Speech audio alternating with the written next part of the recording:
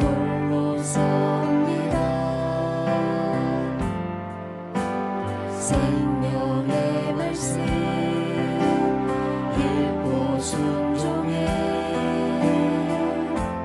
주를 예배하니 말씀 앞에서 경외함으로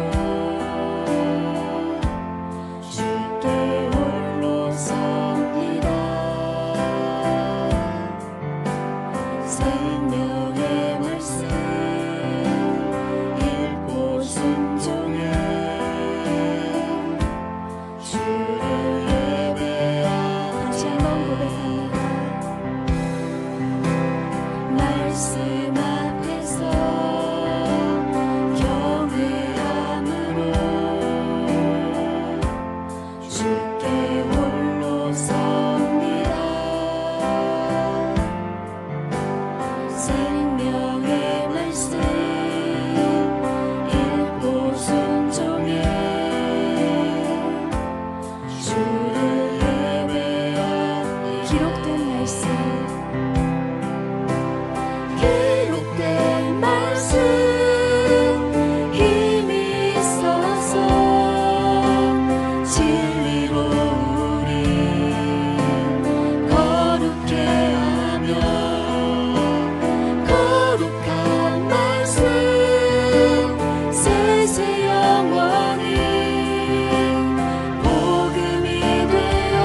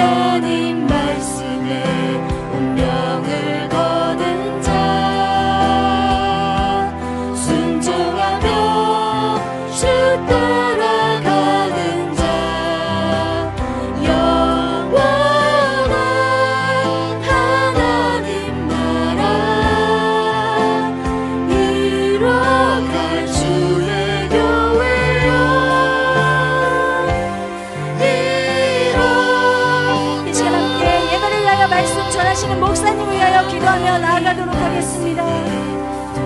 주의 말씀은 내 발의 등이요 내 길의 빛입니다. 주의 말씀으로 우리를 교훈하시고 주의 말씀으로 우리를 고쳐주시옵소서. 하나님의 살아있는 말씀을 통하여 성령의 유효한 역사가 예배 가운데 일어나게 하시고 한 주를 살아갈 미리 주시는 은혜를 받고 돌아가는 예배 시간이 될 수 있도록 은혜 베풀어 주시옵소서.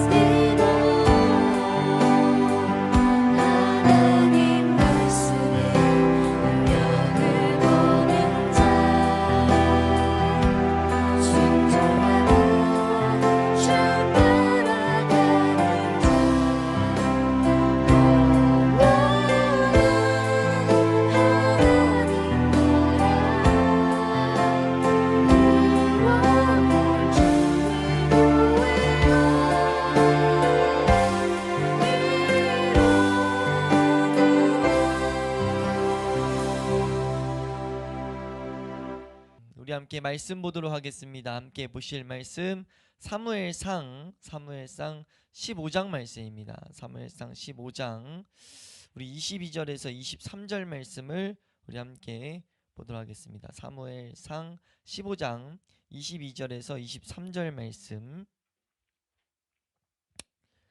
우리 함께 한 목소리로 합독하도록 하겠습니다. 사무엘상 15장 22절에서 23절 말씀 함께 읽습니다. 시작.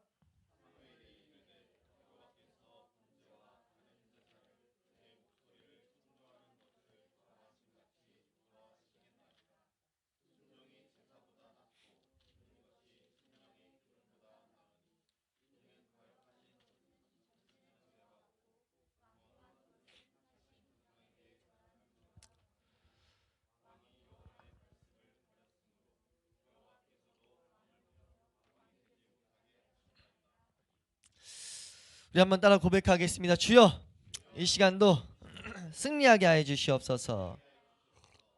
우리가 24년도 첫 예배를 드리는데 우리가 복된 주일 드리는 모든 예배마다 승리할 수 있는 우리 모든 성도님들 될 수 있기를 축복합니다. 우리 예배는 승리해야 된다는 승리라는 개념을 항상 갖고 나와야 될 줄로 믿습니다.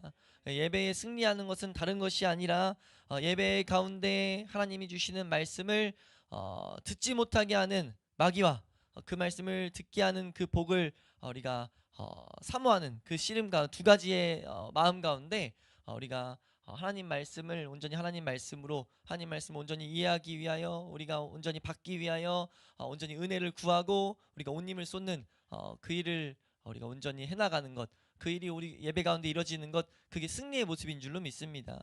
그 승리는 은혜가 있어야만이 가능하기 때문에 우리가 항상 예배 전에 기도하시면서 우리 예배를 준비하시면서 하나님, 내가 한 주에 여러 가지 시끄러운 생각들, 하나님 그것들이 하나님 말씀 듣는데 방해가 되지 않게 하여 주시고 하나님 말씀을 이 시간도 겸손한 마음으로 받게 하여 주시옵소서. 이런 은혜를 항상 구하는 우리 모든 예배자 될 수 있기를 축복합니다. 그래서 우리가 이 복된 주일, 하나님이 복되게 만드셨다는 것을 더욱더 우리가 경험으로 알아가는 우리 24년도 될 수 있기를 축복합니다. 우리가 한번 따라할까요? 순종과 불순종. 순종과 불순종이라는 이 주제를 24년도 마지막 주일 그리고 24년도 첫 주일 이렇게 말씀을 보게 하신 것도 참 너무 감사한데 우리가 이 말씀이 온전히 우리 삶 가운데 정말 감사를 드릴 수 있는 그런 내용이 될 수 있길 축복합니다. 감사를 드릴 수 있는 내용이 된다는 것은 각자가 이 말씀의 영향을 받는 것을 의미하고 저는 선포하는 저는 이 말씀이 반드시 모두에게 영향을 끼칠 수밖에 없다는 것을 확신하기 때문에 지금 이런 우리가 고백을, 이런 생각을 함께 나눈 거거든요. 우리가 이 순종이라는 이 주제에 대해서 우리 마음 가운데 정확히 세워놓아서 성경이 말하는 이 순종에 대해서 성경이 가르치는 순종의 능력에 대해서 우리가 놓치지 않을 수 있기를 축복합니다. 성경에서는 우리에게 무엇을 말하냐면요, 순종이 아니고서는 기독교의 진리를 단 하나도 올바로 이해할 수 없다고 가르치고 있어요. 우리가 이성의 영역으로 깨달아야 될 영역이 분명히 성경에서 우리에게 주어집니다. 그리고 그 주어졌을 때 그것이 신앙이 되기 위해서는 모든 그 과정마다 우리에게 무엇을 말하냐면 순종이란 것을 사용하라고 말씀하세요. 그래서 그 순종을 통해서 우리는 뭘 하게 되냐, 말씀이 능력이라는 것을 경험하게 되죠. 그 경험을 통해서 알게 되는 지식을 우리에게 가지라고 성경은 가르친다는 겁니다. 그걸 다른 말로, 그 경험을 통해서 알게 된 지식을 다른 말로 뭐라고 하냐면 믿음이라고 불러요. 믿음은요, 하늘에서 주신 어떻게 보면 선물이라고 우리가 그 개념을 이렇게 한 번씩 말하잖아요. 에베소 2장 8절에 믿음은 하나님이 주신 선물이라고 분명 선언하는데, 그 믿음이라는 것이 어떤 영향을 우리에게 가져다 주느냐, 하나님을 더욱더 하나님으로 보게 만든단 말이에요. 이해할 수 없는 영역을 우리가 붙들게 만든다고요. 삼위일체 하나님이라든지 하나님이 우리 인류의 죄를 대속한 그런 놀라운 사건이라든지 하나님, 이 세상을 창조하신 하나님이 우리 아버지 되신다는 그런 놀라운 이런 관계, 이것은 믿음의 영역이 아니고서는 붙잡을 수 없는, 이해할 수 없는 영역이라는 거죠. 하나님은 그래서 우리에게 이 믿음을 주시는데 믿음을 어떻게 주시느냐라고 했을 때는요, 순종을 통해서 주신다는 거예요. 이 순종에 대해서 우리가 온전한 개념으로 가질 수 있기를 주의 이름으로 축원합니다. 그 개념의 핵심은 저번 시간에 말했지만 한번 따라갈까요? 순종이 곧 예배다. 이 개념을 가져야 된다는 거예요. 순종이 곧 예배다 라고 오늘 본문은 말한다는 거죠. 순종이 제사보다 낫다 라고 말했을 때는 순종이 제사보다 문자적으로 낫다가 아니라 순종이 곧 예배라는 거예요. 그럼 예배는 무엇을 하는 것입니까? 예배는 하나님을 알아가는 거죠. 하나님을 경험하는 거예요. 그럼 순종이 예배라는 것은, 순종은 또 뭐라는 거죠? 하나님을 경험하고 하나님을 알아갈 수 있다는 거예요. 그러니까 우리가 이 개념을 잘 갖고 출발해야 된다는 거죠. 그럼 출발했을 때 첫 번째 나오는 문제가 뭐냐면, 한번 따라할까요? 나는 사람에게는 하나님께 순종할 수 있는 능력이 없다. 그러니까 사람에게는 하나님께 순종할 수 있는 능력 자체가 없어요. 그것을 우리는 인정하는 것부터가 올바른 순종을 가질 수 있는 출발입니다. 그러니까 우리에게는 하나님께 순종할 수 있는 능력이 없고 오히려 거부하려는 완고한 마음이 우리 가운데 있다는 것을 성경은 말한다는 거죠. 우리 말씀 하나 보면요, 히브리서 3장 말씀 한번 보면요, 히브리서 3장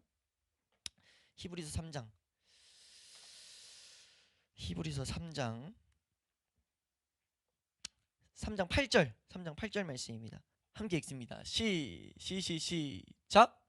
광야에서 시험하던 날에 거역 같던 것 같이 너희 마음을 완고하게 하지 말라.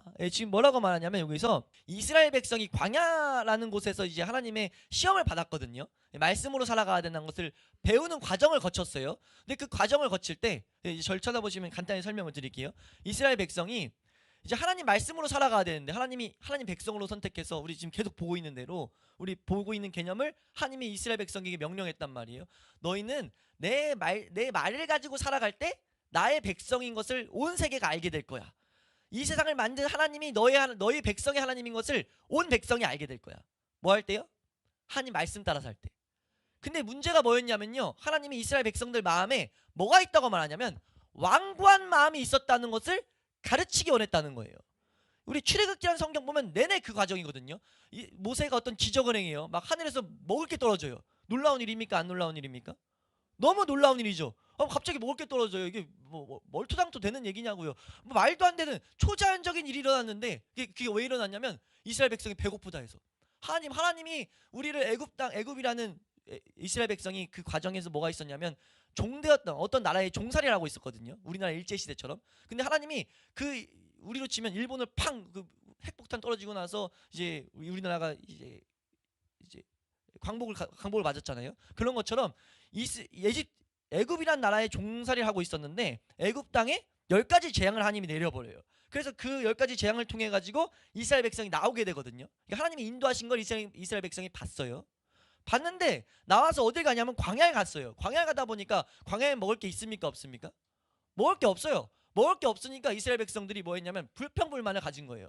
아니 하나님, 그 애굽 땅에 종되었던 집에서 날 끄집어냈으면 아니 먹을 걸 먹여야지. 먹을 것도 없어가지고 오히려 종되었던 그때부터 날 괴롭게 만들면 됩니까? 안 됩니까? 하면서 막 하나님 앞에 불평을 하니까 하나님 뭐 하냐면은 하늘에서 먹을 걸 떨어뜨려줘요.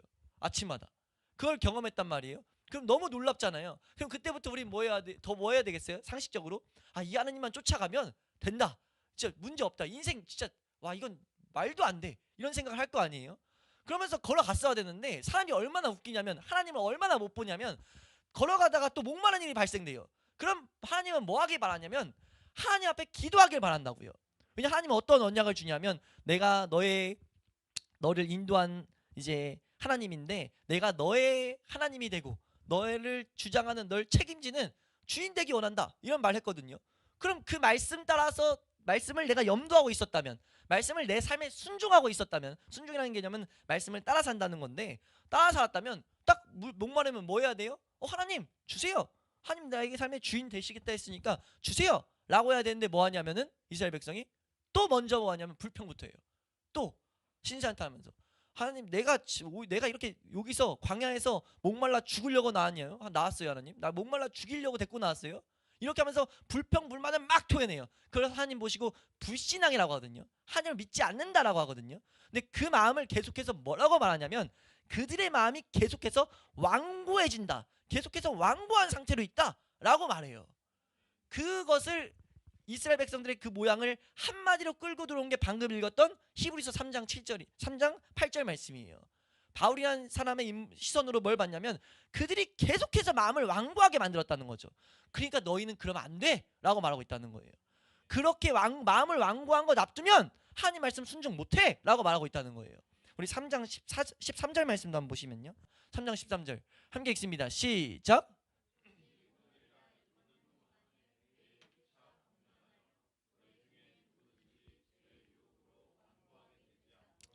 지금 뭐라고 말합니까? 오직 오늘이라 일컫는 동안에 이 표현은 무슨 표현이냐면 이거 오늘이란 단어는 좀 특이한 단어죠. 오늘이라는 단어는 어떤 단어입니까? 만약 2000년 전에 오늘이면 2000년 전에 그날이에요. 100년 전에 오늘이면 오늘 100년 전에 사람이 오늘이었으면 100년 전 그 시간이에요. 우리가 오늘이라고 하면 언제 시간입니까? 지금 이 시간이에요. 그러니까 오늘은요. 이걸 읽는 대상자가 지금을 보게 하는 이 단어가 오늘이라는 단어거든요. 그러니까 우리가 오직 오늘이란 일컫는 동안에 뭘 알아야 되냐면 피차 계속 건면해야 된다는 거죠. 어떤 건면을 해야 되냐?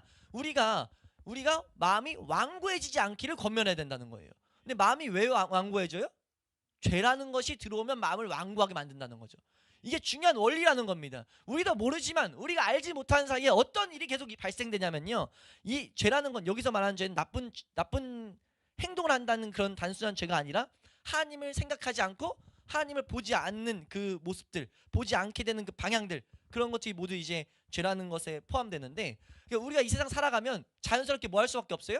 하나님 입장에서 죄를 지을 수밖에 없어요. 문 열고 나가는 순간부터 우리는 이 세상에서 돈 벌어야 되고, 이 세상에서 즐거운 거 즐겨야 되고, 친구들이랑 약속해야 되고, 우리가 이 세상에서 마땅히 하는 것들이 있잖아요. 그런 것들이 들어오면 어떤 현상이 발생되냐면 마음이 계속 완고해진다는 거예요. 이거를 피차 겉면에서 계속 알라고 말한다는 거죠. 왜요? 마음은 완고해지면 뭐하기 때문에? 말씀 순종 못하기 때문에. 그러니까 너희가 완고해진다는 걸 알아서 말씀을 순종해야 된다는 것을 놓치지 말아라 라는 것을 계속해서 우리 마음 가운데 새겨놓으라는 거예요. 우리 4장 7절 말씀도 한번 보겠습니다. 4장 7절 말씀 함께 읽습니다. 시작.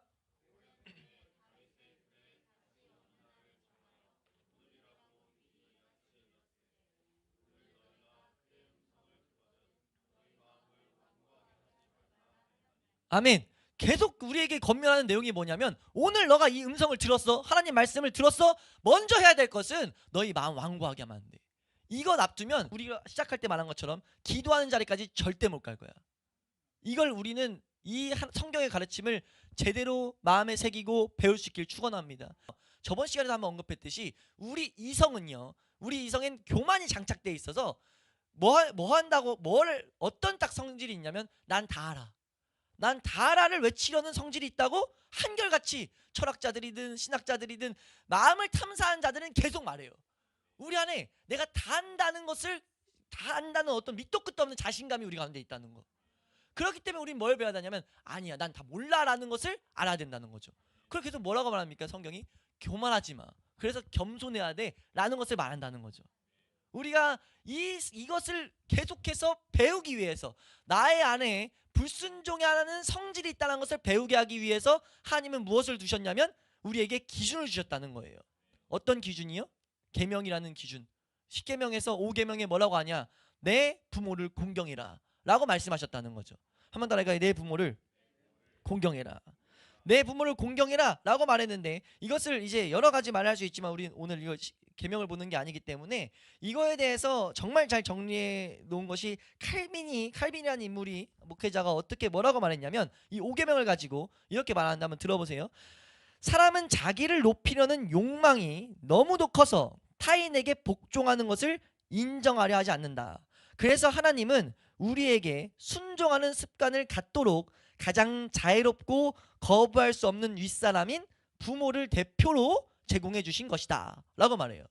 그러니까 이 5계명 내 부모를 공경하라는 단순히 내 부모를 공경하라 해서 끝나는 것이 아니라 우리로 하여금 하나님을 하나님으로 볼 수 있도록 만든 하나의 중요한 장치라는 거죠.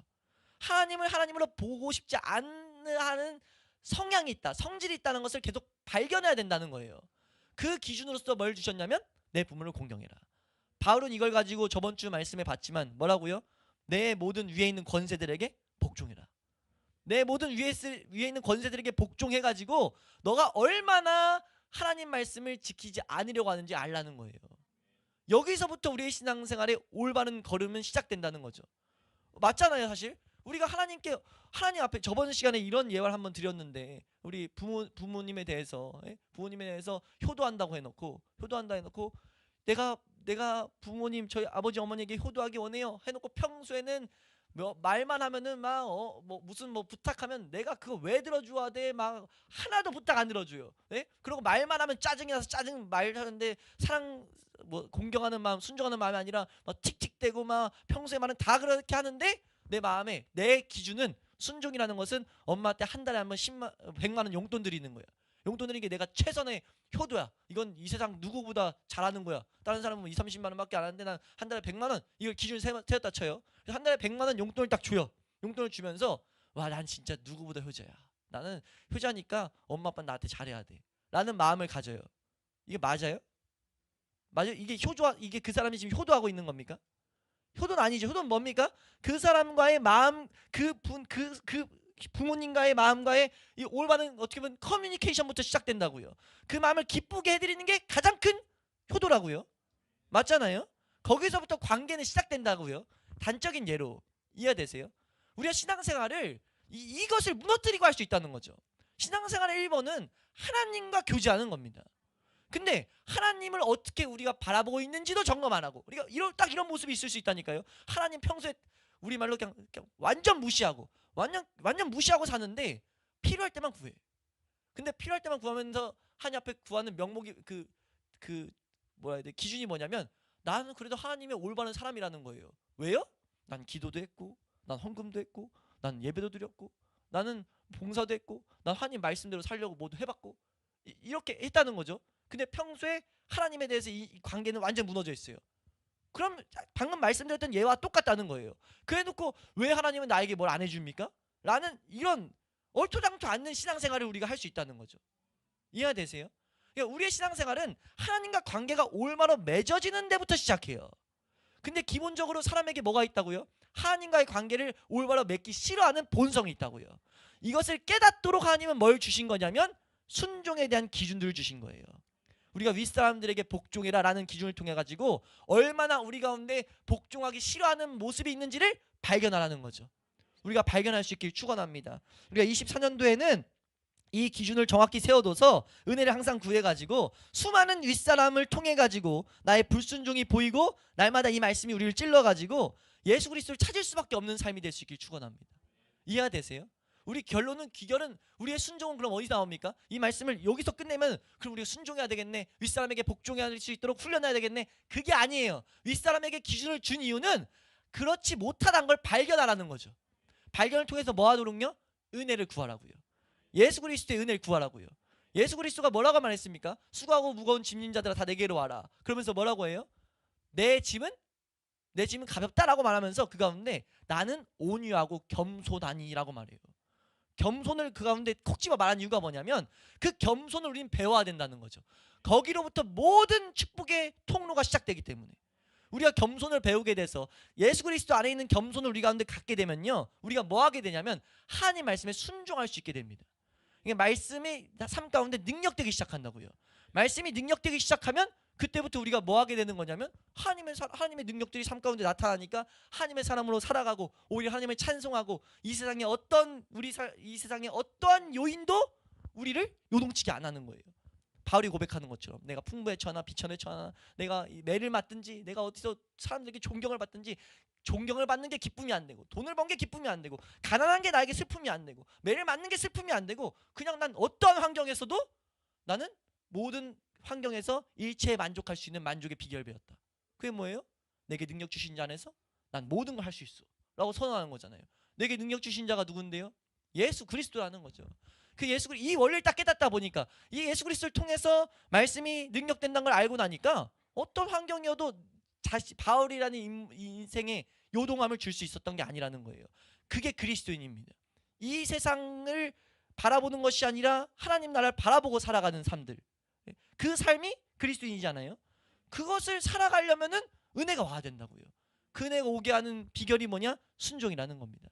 우리가 예수 그리스도께 온전히 순종을 배울 수 있기를 주의 이름으로 축원합니다. 하나님은 그래서 뭐 어떤 식으로까지 말하냐면요, 이건 살짝 다루고 가면 로마서 13장 말씀을 저번 주 봤는데, 심지어 악한 권세자들일지라도 이것이 우리로 하여금 두 가지는 있어요. 하나님의 뜻을, 하나님의 명령들, 하나님 명령들을 못 지키게 한다든지 아니면 불법을 행하게 하는 것, 이거 외에는 납득 안 되는 거 그냥 무조건 다 순종해야 된다는 거예요.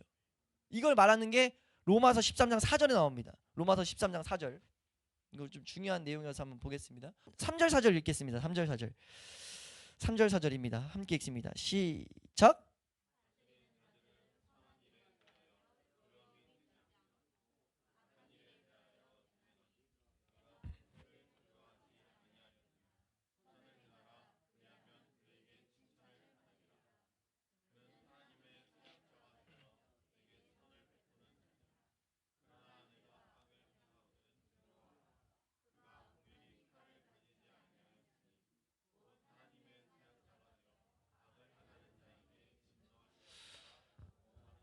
아멘. 지금 이게 무슨 말이냐면요, 여기 그대로 띄워놔 주시면은 지금 무슨 말이냐면 13장 1절에서 위에 있는 권세들에게 복종하라고 말하면서 우리가 알아야 될 게, 모든 권세, 모든 권위는, 권위라는 것은 하나님께로부터 나온 것을 너희 인정해야 된다.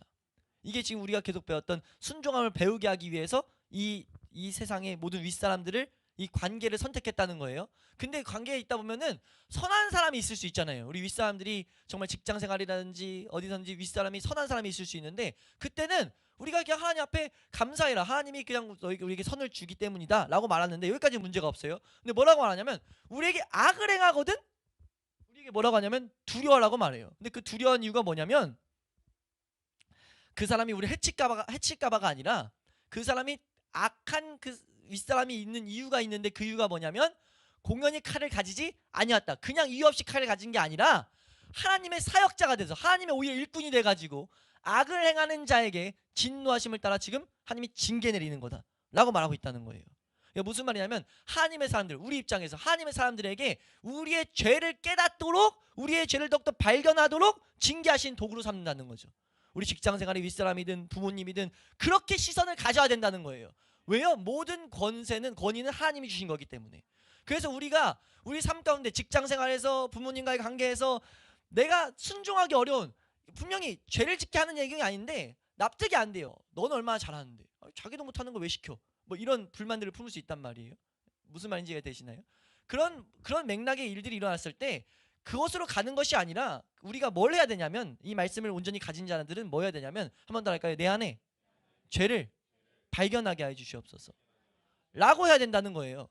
왜요? 하나님은 어떤 내가 깨닫지 않는 죄들을 온전히 깨닫도록 윗사람들을, 악한 윗사람들이 악한 대로 행하도록 어떻게 보면 놔두셨다는 거죠. 이해되시나요? 그렇게 우리가 훈련하는 그 시선으로 우리가 살아가야 된다라고 우리에게 지금 말씀하고 계신다는 거죠. 왜요? 왜 이런 시선을 가져야 된다?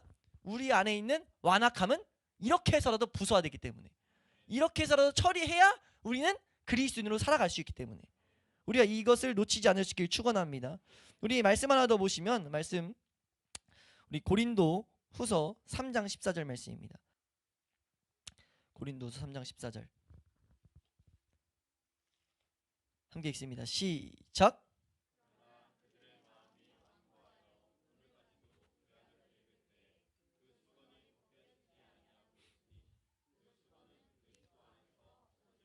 이 완고한 마음이 온전히 부서지는 것은 그리스도 안에서 없어진다는 거죠.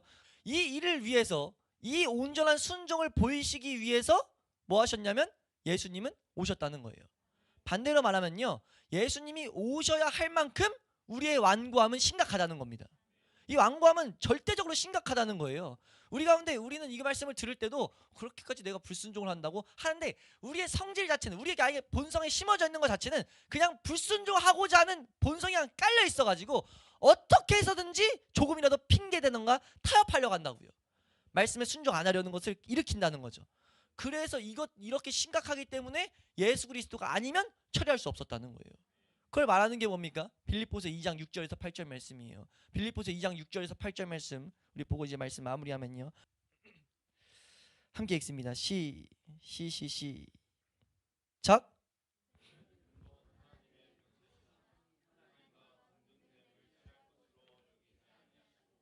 오히려 자기를 비워 종의 형체를 가지사 자기를 낮추시고 죽기까지 복종하셨으니 곧 십자가에 아멘. 십자가에 죽으셨는데요. 그 내용이 뭐냐면은 자기를 낮추고 죽기까지 복종하는 모습으로서 십자가에 죽었다는 거죠. 복종, 순종의 끝이잖아요. 순종의 끝이 복종인데 그 복종하는 것으로 십자가에 죽었다는 거예요.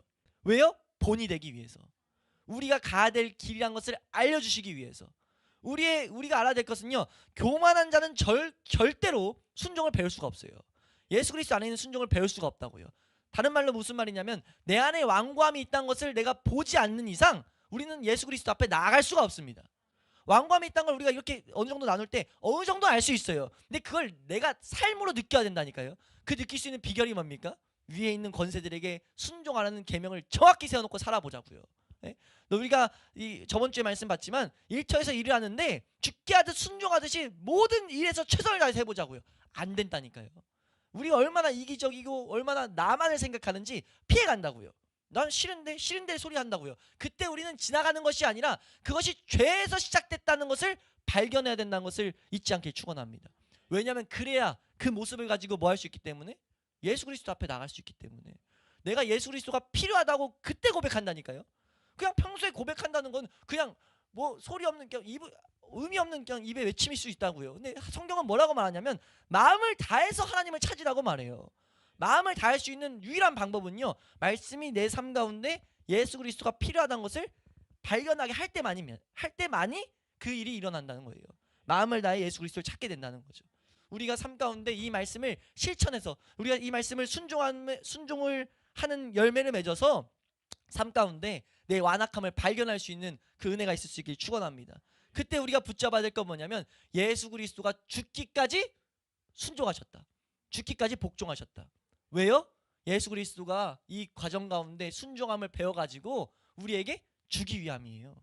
이거를 가르치는 말씀이 우리 아까 계속 히브리서 말씀 읽었는데요. 히브리서 5장 말씀 아까 완악함 계속 완고함 나왔는데 5장 말씀 가면 이렇게 말합니다. 5장 히브리서 5장 우리 8절 말씀 8절 9절인가요? 8절 9절 히브리서 5장 8절 9절 말씀 함께 읽습니다. 시작. 잘 보세요. 여기서 아들이시면서도를 가르친 이유가 뭐냐면요, 그는 하나님 본체였다는 거예요. 하나님의 성품을 가졌다는 거죠. 신적인 능력을 가지고 있음에도 불구하고 뭐 했냐면 고난을 받았다는 거예요. 고난을 왜 받았냐면 순종 하나 때문에 받았다는 거죠. 하나님이 원하셨으니까. 하나님 말씀하셨으니까. 아니 다른 방법도 있지 않겠습니까? 여러 가지 핑계하고 뭔가 다른 말을 할 수 있었는데 그게 아니라 원하셨으니까 그냥 했다는 거예요. 그거 하나 때문에 했다는 거죠. 타협하려고 했지 않았다는 거예요. 이해되세요? 그렇게 해서 뭐 했습니까? 9절 말씀입니다. 시작. 온전하게 되셨은즉. 뭘 가르치는 겁니까? 하나님 말씀에 순종하는 건 온전하게 만드는 비결이라고 지금 말하고 있다는 거예요.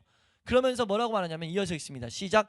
자기에게 순종하는 모든 자에게 영원한 구원에. 지금 이 말씀은 다른 말로 우리가 순종해야 된다는 게 아니라 이 예수 그리스도의 그 믿음의 신비, 구원의 신비가 담겨 있는 거죠. 우리가 구원이 왔을 때, 구원이라는 것이 우리 가운데 들어왔을 때, 예수 그리스도의 생명이 우리 가운데 들어왔을 때 이런 일이 일어나는 거예요. 예수 그리스도의 생명이 들어왔다는 건 내가 죄인임을 인정했다는 겁니다. 내가 죄인임을 인정하고 예수 그리스도가 필요하다고 고백했다는 거예요. 예수 그리스도가 내 삶의 주인 되는 게 내가 주인 돼서 사는 것보다 말도 안 되는 이게 당연한 선택으로 나오게 되는 모습이 됐다는 거죠. 그건 누구만이 할 수 있습니까? 이 세상에서 죽음을 발견한 자들, 하나님의 있는 심판을 발견한 자들만이 기쁘게 주님을 주님으로 하고 고백한단 말이에요. 그 고백이 왔을 때 우리는 기본적으로 뭘 갖게 되냐면 그 생명 가운데 뭐가 장착되어 있냐면 순종함이 그 가운데 깔려 있는 거예요.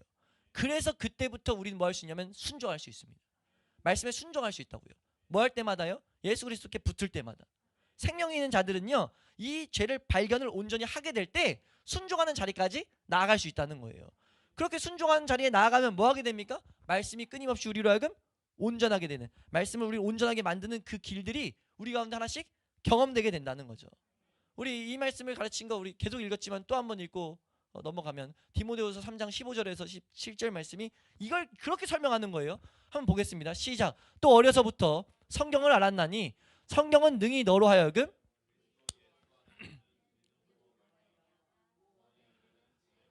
우리가 먼저 알아야 될 것은 성경은 우리에게 구원에 이르게 하는 능력이 있어요.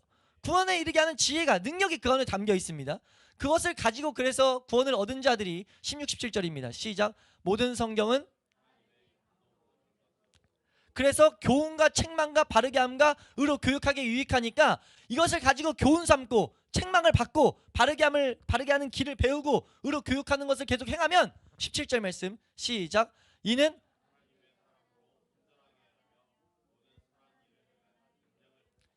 아멘. 우리가 이 길에서 벗어나지 않을 수 있길 축원합니다. 하나님 말씀을 올바로 배워가는 이유는 우리가 이 말씀을 통해서 교훈 삼고 책망받고 바른 그 길을 알고 그 의가 무엇인지 계속 배워가는, 그거 하기 위함이에요. 그걸 해나갈 때 계속 뭐합니까? 나는 그걸 따르기 싫어하는 모습이 나타난다고요. 그 말씀에 순종하기 싫어하는, 복종하기 싫어하는 모습이 나타난다고요. 그때마다 뭐 해야 된다고요? 예수 그리스도 앞에 은혜를 구하면 된다는 거예요. 낙담하고 좌절하는 것이 아니라, 낙담하고 좌절하게 마귀는 참소하겠지만 우리를 계속 마음을 고발하겠지만 그것이 아니라 이 일을 위해 오신 예수 그리스도 앞에 그 은혜를 구하면 우리 가운데 어떤 은혜가 온다는 겁니까? 순종할 수 있는 은혜가 오게 되고 그 은혜를 경험적으로 알게 됐을 때 말씀이 하나씩 성취된다는 거예요. 이렇게 말씀하셨는데 근데 이 틀에서 벗어나서 아니다 라고 말하는 모습들을, 그런 모습들을 뭐라고 말하냐면은 오늘 본문에 이렇게 말합니다. 본문 23절 말씀, 본문 22절 읽었는데 23절 말씀, 사무엘상 15장 23절 이렇게 말합니다. 함께 있습니다. 시작. 이것을 거역하는 것은 점치는 죄와 같고 완고한 것은, 지금 뭐라고 말씀하세요? 이거 거역하는 것, 이 길 거역하는 것은 마치 너희 점치며 살아가는 것과 같다. 하나님 점치는 죄를 그 무엇보다 싫어하는 죄 중에 하나거든요. 우상 숭배. 근데 뭐라고 말하냐면 그 점치는 것과 같고, 그러니까 하나님을 선택하지 않고 이 세상 풍습조차 그냥 막연하게 쫓아가는 삶과 같고, 심지어 너희가 마음을 계속 완고하게 하는 것은 그냥 우상 숭배하는 거야. 너 그냥 널 섬기는 거고 이 세상 것들을 섬기는 거야. 내 은혜를 얻으려고 하지 않는 이 모습들. 그러면서 뭐라고 해요? 하나님 무슨 말씀을 하냐면, 우리 이어서 읽겠습니다. 시작. 왕이 여호와의 말씀을 버렸으므로 여호와께서도 왕을 버려 왕이 되지 못하게 하나님 버리겠다는 거예요. 요한복음 3장 말씀에 네가 거부해서 그냥 심판받는 거야. 너가 이거 받아들이지 않아서 심판받는 거야. 핑계대지 마라고 말씀하시는 거예요. 되게 무서운 말씀이거든요. 엄숙하게 마치 재판장에서 재판관이 의로운 재판관은 뭐 하는 거예요? 사사로이 정에 이끌리지 아니하고 정확하게 죄를 가지고 심판하는 게, 재판을 내리는 게 의로운 재판관이죠. 의로운 재판관의 모습으로 하나님이 정확하게 잘라낼 거라는 거예요. 그때 정에 호소하고 사랑의 하나님께 호소하고 소용없다는 거죠. 우리가 지금 하나님께서 정확하게 아주 세밀하게 성경 곳곳을 통해 가지고 우리가 은혜를 향해 나아갈 수 있는, 하나님 앞에 나아갈 수 있는 길을 가르치셨다는 것을 제대로 배울 수 있기를 축원합니다. 그리고 이것을 배웠다면 이제 능력을 얻기를, 우리가 그 가운데 이것이 능력되기를 하나씩 걸어가는 그런 은혜가 있을 수 있길 축원합니다. 근데 그 은혜의 방법이 뭐라고요? 시작이 내 안에 완고함을 발견하는 거라고요. 내 안에 완고함. 한번 따라할까요? 내 안에 불순종을 발견하자. 내 안에 불순종을 발견할 때 순종으로 나아갈 수 있는 그 은혜가 시작됩니다. 불순종을 발견할 때 예수 그리스도 앞에 우리가 나아감으로 예수 그리스도께서 본을 보이셨던 그 순종을 발견할 수 있는 우리 죽동 회복의 교회 성도님들 될 수 있길 축원합니다. 그래서 우리의 삶 가운데 우리 하나님 말씀이 실제로 더욱더 풍성하게 경험될 수 있는 우리 24년도가 될 수 있기를 소망합니다.